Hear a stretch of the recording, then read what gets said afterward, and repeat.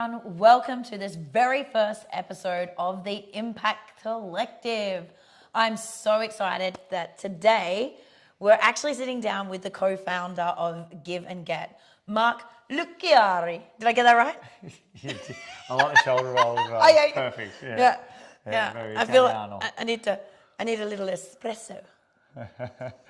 Perfect. Love it. Nailed it? Yep, nailed it. Awesome. Love it. Beautiful. So, being that this is our first episode, I want to go straight into the juicy things and talk about the impact that you're looking to create with Give and Get. So I want to start with, the other day we were actually in this room, we were having a team meeting, we're about to go live with the platinum product for our platform, and you're over there on the whiteboard and you drew me a little light bulb and you're like, it all started with an idea. Take us back to that moment, oh my gosh, I got goosebumps. Take me back to that. I think, were you in the shower at the time? What was it? Yeah, okay. Or were you hurtling towards there was her? actually a little bit of a backstory before the shower happened, and and the shower is where all good ideas happen, and the other place, the toilet. This one was in the shower. But what had happened? What you could call, I do extreme sports, I guess you'd say, and I'd actually had a couple of close calls. Right back in 2020, I'd had a base jumping accident, and I should have been dead. I was kind of like, man, wow, reflecting on life a little bit. I shouldn't be here, and what's important to me. And then not long after that, I had a skydiving accident, and sounds like everything. I'm like, how many lives have you used up at this point, mate? Well, they've crossed off here. I've used up a few of the 9. But and what that did is it just triggered a bit of reflection in my life, and what was important to me. Why am I here? Why didn't I die? And what can I do? To make my life better, the people around me. And one of the things that came out of that was giving back. I'd done a few charity things over the years, and it really, my whole life I chase, adrenaline, chase that satisfaction, jumping off stuff, out of stuff, climbing stuff. I was a professional fighter for years, really chasing that fulfillment, and as I said, when I kept reflecting back, the fulfillment I got the most out of in life was just helping out, giving back, putting a smile on someone's face, helping out someone who wasn't as fortunate as I was. And I'd had this same conversation with a few of my good mates and mentors as well in life. After the last, not the last, it was kind of one in the middle, near-death experience. We sat down and we brainstormed. I was in the shower and I thought, it was right around the time when everyone was doing the push-up challenge, the ice bucket challenge. And I noticed that people were wanting to help out. There was a lot of people wanting to, they wanted to help out. It was just this time, and it was really weird. I know social media was kind of, exploding, Facebook and all that stuff. And everyone wanted to be seen helping out. But I found there was a big gap in that yes, it was creating awareness, but it wasn't really putting money into charities. Yeah. I think that awareness is kind of vanity metrics, right? Like you've got the people that want to do good. There's some people that want to be seen as doing good. They genuinely think that spreading the message is good. And don't get me wrong, it is really great to start conversations about mental health. I was doing the push-up challenge up on 100%. Kira Lookout and everything. But what I loved was hearing the connection of okay, how do we actually use that to actually make a difference? Exactly. And that's what, like I said, that's what these couple of little experiences did, really put a fire up my ass. It was like, okay, I need to do something now. We need to act on this. And we got together as a group. I had the little epiphany in the shower about, the ice bucket challenge, all that stuff. And it was also around the same time that a lot of people lost trust in charities. It was the bushfires here in Australia. Oh, yeah. And, there was a lot of money donated, and a lot of people found out for the first time that not much of that money actually goes to charity. And even myself. Or it goes to the charity, to the cause. But it goes to the cause and it goes to operations. And I think that's something a lot of people don't actually understand. When you look at, I used to always do the 40-hour famine. And then when I found out that something like 90% went to administration and running the place, and only 10% actually went to the starving children. I'm like, Yeah. maybe there's another way. But I think the majority of Australians don't even have that awareness. However, a lot of the people that have the big money, they do. And so it's like, okay, what are you going to do about that? Yeah, exactly. And that's where we started going down the rabbit hole. We started looking at problems, you know. So like I said, you know, first off, I've seen you know, we had the idea. We wanted to help out. We wanted to give our impact on the world, you know, and make the world a better place. So we had the idea, we had the people behind it, we had the drive. What was the problem we're trying to solve now, you know? And like I said, it was around that time that was happening with the bushfires, etc.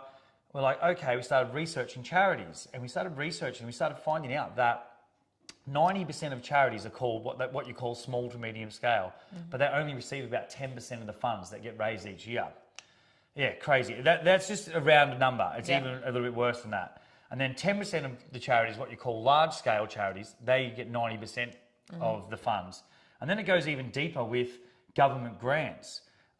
Small scale charities get between 5 and 15% of their annual revenue comes from grants. Whereas these larger scale charities that were getting a larger portion of the money were getting 50 to 60% of their annual raised funds coming from government grants. Wow.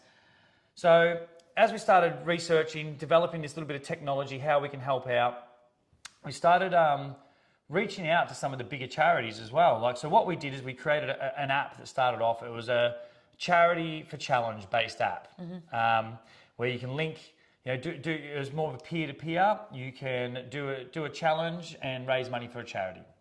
There's a few apps that are around at the time, but they're usually for one specific charity. And this was the thing that we found, was that we started going out to some of these bigger specific charities, and they were knocking us back. They'll say, no, we don't want to be on your platform. And we're like, what's going on here, you know? And what we started realizing was a lot of the smaller charities were jumping on board straight away. And we started asking them, like, what's going on? You know, why are we so appealing to you? And they were like, well, we don't have the resources and technology. Like I said, we really went down the rabbit hole of the charities. They're busy being good people and getting the money where it belongs, and not spending the money making the tech. And 100%. Well, they didn't have the money to spend. Where these larger charities, they had money for marketing. They had their own apps. They had you know, so much resources. They had volunteers because they had so much more marketing. And so what we thought, you know, like I said, it's all a learning curve as you're going here. And we're like, wow, we can actually be the champions for these smaller charities. And that's when we started really looking into the boutique small charities. These guys are doing amazing things, but don't have the resources, don't have the volunteers, don't have the funding. And that rabbit hole kept evolving. You know, as we developed the app, we did our first pre-seed raise, you know, got some funding in. But what we were noticing was that we were peer-to-peer, a lot of headwind, peer-to-peer, growing very slowly, need to spend a lot of money on marketing to obviously grow so much, so, you know, scale, I guess. And we really talked about getting into the corporate side of the world, you know, into the enterprise, that, you know, corporate side of things. And that's where, you know, you can scale very fast, moving into that kind of industry. So what we started doing then was looking for the problem to solve in the corporate side of things, CSR initiatives, employment, you know, wellness programs, and where's the problem there? What can we find, and how can we solve it? Yep. And how can we pivot, I guess, at that stage there? And after a lot of research, you know, we found out that you know, a lot of companies had great CSR initiatives and programs, but a lot of the money still went to one or two of these larger scale charities usually, or a charity that, you know, maybe that the CEO of the company sat on the board of that charity, or even was, you know, affected, you know, in their family by an illness or something. So they gave all the money to that charity. So what we really wanted to do is we're like, man, there's a gap here of diversifying where the funds go and getting funds to these smaller charities, because that's what we still wanted to be, the champion of these smaller scale charities. And while we were doing this research, we all started, you know, at the same time, we started finding out that productivity is really declining within these companies and organisations. So how do we solve that problem? And we all know, a lot of research shows that, you know, people who feel heard at work, who feel like they're working in a team, not just for someone. They're not just another number. They're actually, their voice is heard. They feel like they're part of a culture. We started seeing that was declining, especially as we're starting to move into COVID now. People were working from home. Productivity was really decreasing. You can go into some stats about, I think it's like over 50% of people don't enjoy where they're working. So I actually, before we started recording this, we had some stats that we've used previously when we were doing the investor rounds and stuff like that. But I wanted something that was super current. And so I went and had a look literally just a minute ago. So Seek put out a survey in September last year, so 2024. And in 2024, what they found was a staggering 45% of Australians on average were unhappy at work. Yeah. 45% of the workforce literally say unhappy at work. That stat doesn't actually account for what we call the quiet quitters and the passengers. So when we look at those numbers, so I'll give a bit of background of how I got connected and why I'm so excited about this project. Please do. As well. So there's about 75% of the workforce are actively disengaged in the work that they do. They're not on board and dying to get to work every day. Yeah. That usually comes down to culture. So I've known you for, I think, around 15-ish years. Rory, one of the other co-founders, is literally one of my longest, closest friends. So we're going back almost 3 decades. So there's a really strong tie to who you are of humans. But where it really sank to me is a client that I've been working with on their people and culture, specifically around how do we increase employee engagement? How do we increase retention? How do we make them the #1 workplace in Southeast Queensland? Not the #1 workplace in their category, the #1 workplace in Southeast Queensland, period. I was working with them to build their culture. And Damien, who is one of the other co-founders, was like, okay, we've got this project. Can you have a talk to us about it? Where could it help? And when we really look at these numbers and we're like, what do people want? What do employees really want? And some of the stats we'll put, when we note these stats, we're going to put some sightings down underneath the podcast for you. 89% of Australians expect a business to do more than make profit for the people. Yeah. That means that what they're doing is they're expecting that they're actually actively helping society's problems. So when we look at that, we go, okay, how can they actually do that? How can they quantify it? How do we show employees this? How do we make them feel a part of that process? This is where we look at giving. This is where we look at charities. And they don't want just the token, like you chucked it to the big boys and ticked a CSR box and you did it because you got a tax rebate, which is what a lot of employees feel when they're not enrolled in the process. Yeah, 100%. And nearly all once we started doing the research, even friends with their companies who, like I said, they're huge donation programs, huge CSR, right in the employment wellness programs in their company are, second to none. But when you actually ask them, that they create all these events, for their employees, donating to charity, it's like, hey, have you ever actually asked your employees where they want the money to go to? Or even so, with your employment wellness programs, the golf day once a year or once a quarter, it's like, did you actually ask your employees, did you want to do that? Or is that something that one of the HR managers come up with? Or just the boss, your boss, I love golf, mate, I'll take everyone golfing each year, Or they take the word of the loudest. Yeah. Right? So HR is like, oh yeah, we talk to people, they want this. Well, it's usually only the extroverts or the whingers that are willing to use their voice openly. And when we talk about 75% of the workforce being actively disengaged, they're not coming up and tapping HR on the shoulder to tell them these things. They haven't even thought about it. Yeah. You've often got to join the dots, but once you join those dots for them, the payout is massive. So we know when we can actively engage the team members and give them a voice. You talked before about they feel unheard. We've got a statistic up in here. What do we have there?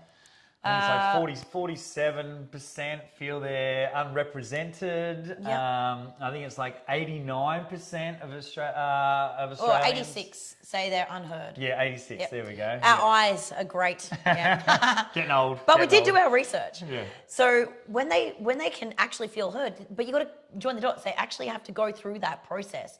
Now, as we're enrolling it, they're going, oh, actually, my voice does matter. Actually, you're putting your money where my mouth is, and I can see it go through. And also, if we enlist them in the rollout of the programs, that's when we can actually start to link it to gratitude as well. And we've really found the uptick. So I work globally with organizations on building their company cultures, specifically so they get increased productivity and profitability. And we do that through in doing retention and engagement and being able to attract world-class talent through these programs. So I can confidently say when you put these initiatives into play, they pay dividends on your bottom line. 100%. And research has been showing that for years, that you feel proud of where you're working, you feel heard, you feel part of a team instead of just another number. You're going to increase your productivity, and we all know that productivity increases profitability within a business, and that's what all business owners want. We all want extra productivity and more profitability, profits from your business. I always say when I come into work with people, I say my power quote is happiness is the greatest hack to productivity and profitability, because when we can demonstrate it, it really does show up on the bottom line. So I say it's the bait and switch. It's like you want them to be productive and profitable. I want to make happier humans. So let's help you put something into play that's super easy to roll out and an absolute no-brainer. And that's where we have gotten to with Give and Get, is all this research, all this going down the rabbit hole, all this data has led us to create the web-based platform that we have now. That gives the power back to the employee to have a say where their company's CSR initiatives go. And as we were just speaking about some of the benefits of that, they're huge, absolutely huge. But I feel with Give and Get, we're revolutionising the way that CSR initiatives are done in the workplace. And we're not only just, like you said, ticking boxes of the CSR and then ticking the box of the HR, the employment assistant programs. We're combining the two together. And it's something that, as we've been doing beta testing and speaking to some of these companies and organisations, we feel there is a big gap in between. You've got the guy over there with the big check, ticking the box there, and you've got the HR manager over there saying, our employees had less days off this year or this week, and our retention was a little bit higher because we took them to golf, or we took them to dinner 2 or 3 times a week. So that's where Give and Get is. We're filling the gap, and like I said, we're revolutionising the CSR initiatives within companies and corporations, and creating that philanthropic culture within a company, which I feel is super important. And not only is that we think it's important, the Australian government come out in 2022 and said that they want to double corporate philanthropy by 2030. So we actually researched their report. We researched their report, and our Give and Get, our web-based platform, is ticking all the boxes to help achieve that. Help achieve that doubling philanthropy by 2030. Awesome. What else is important to you though when it comes to the employee engagement? Because we've had some conversations like, okay, we have this amazing platform. It does these things. It does help us with the philanthropy. It achieves these goals as well. It gives back to the small guys. But what else is in it for the employees? What else is in it for the companies besides actual transaction? So for the employee, one of the things, and look, I wasn't always, didn't always own my own business. I work for people, and let's not sugarcoat it here. Work sucks. Like, it really does. Having to go to work every day for someone who doesn't even, the boss walks past, doesn't even look at you sideways. Like I said, when it goes right back to our initial core idea, we just wanted to make the world a better place. Somehow, we just wanted to impact people's lives. We didn't know how we were going to do it. We didn't know what that vehicle looked like, but this is the vehicle we're at now, and we all have to go to work. So if our platform can help employees feel more proud of the place they want to work at, well, win-win. We're ticking boxes. Yeah, awesome. What I really love about the platform is not only does it allow the employees to have a voice for where they want the money to go and the charities they want to work with, but it also allows customers to, or companies to do the custom surveys, so we can build in those surveys around employee happiness in general. Like, so we can ask them all different questions to get their voice on other things that isn't just kind of what's in it for us giving back to the charities, but what's in it for them in terms of how can they get their voice to the managers, to the employers, so they can adjust their cultures. It gives the human resources the department the ability to really understand and do those anonymous-based surveys, those custom-based surveys, to get the data that really does back them up in terms of this initiative works, rather than that kind of, I call it spray and pray. We chucked out a bunch of ideas for culture this year, and well, we reduced employee truancy, but where was it this or where did this? We can quantify it. Yeah, and I think maybe I should we take a little step back here too, and maybe even explain a little bit how the platform works. So the platform, you as the HR manager, company owner, whatever, you super simple, easy sign up. You jump on, you get your own dashboard, and what you do is, say you're a company and you donate 100 grand a year. You might say, oh, I want to do it per quarter. You've got 10 employees. I want to do 25 grand each quarter.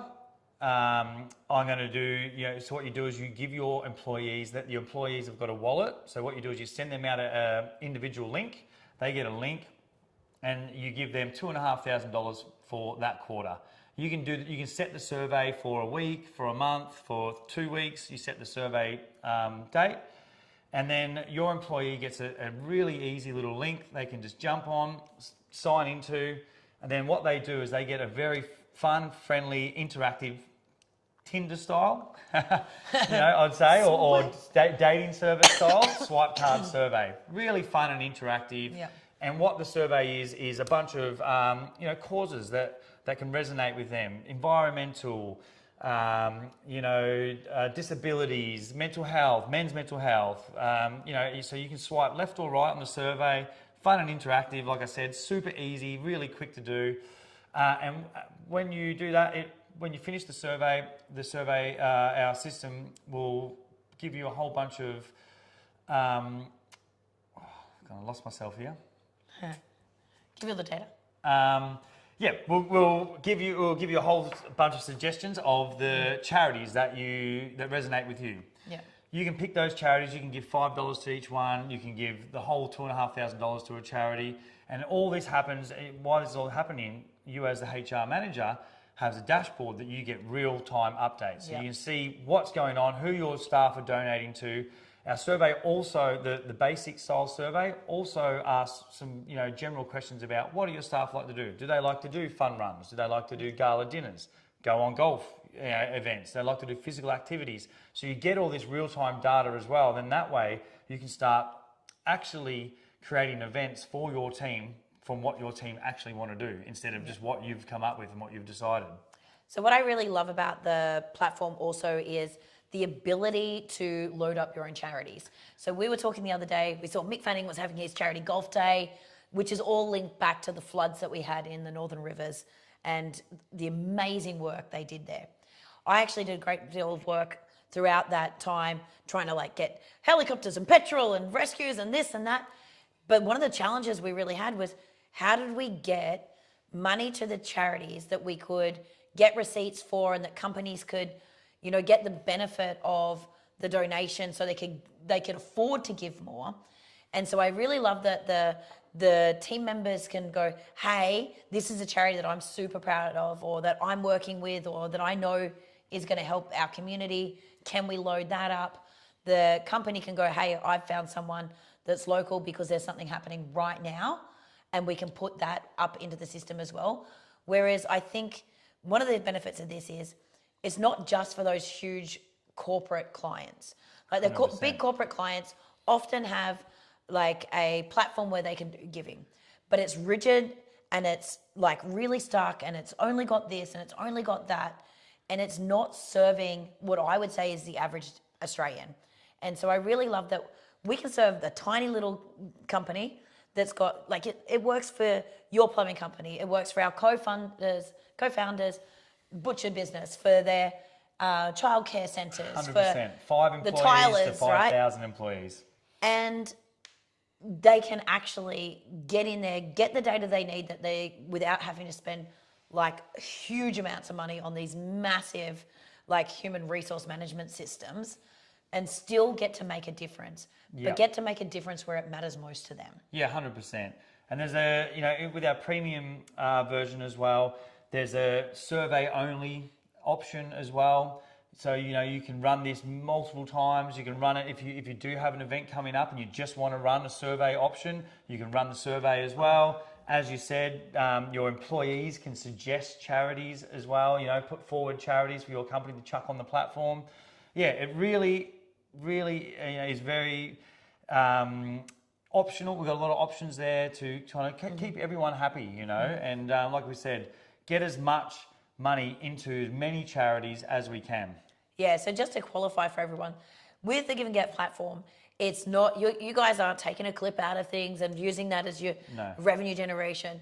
The whole idea is the 100% of the money that is donated from the employees and from the companies lands in the charity's hands. 100%. And it's about making sure that we're giving those charities that do the great work the opportunity to get their hands on the cash and get out there and do the good work. Yep, 100%. And we have a whole bunch of amazing charities already on our platform as well. And that was one of the funny things, is when we actually started reaching out to charities to join the platform, a lot of them were like, what's it cost us? Which just blew our minds. We're like, hang on, what do you mean, what's it cost you? We just would like you to be involved and be part of, our platform. But yeah, a lot of these other platforms, they charge the charities to be on there. So like I said, we want to give as much back as we can. Every cent that you donate goes to charity. We're a SaaS kind of a based model. Yep. So as per seat, per employee, we charge the company, but every cent of the donation actually goes to the charity. Yeah, beautiful. Yeah, so I love that model because really what the company is paying for that, like on the per seat, is to get the data, to get the surveys, to get what they need to truly increase productivity, profitability, employee engagement, retention, their ability to attract world-class talent by having this information, and the money that's going to charity is going to the charity. 100%. And that's the thing. We're not asking companies to do something different. We're not redeveloping the whole system. It's just like companies that donate to charity, companies that have employment system programs. We're combining the two and getting the benefits out of combining the two the most. I tell you what was a really big aha for me when we started talking about me coming on board and working with the team on this is, for the last, 5, 6 or so years, I've been a member of 1% for the Planet. So I donate 1% of our company revenue every year to charity, and it's got to be one of their charities. But it's clunky because I always ask my team, so we always go, what's the revenue? We divide the company revenue by the amount of employees we have at the time, and everyone gets a portion of that money to choose the charity that they want to send it through to, which is awesome.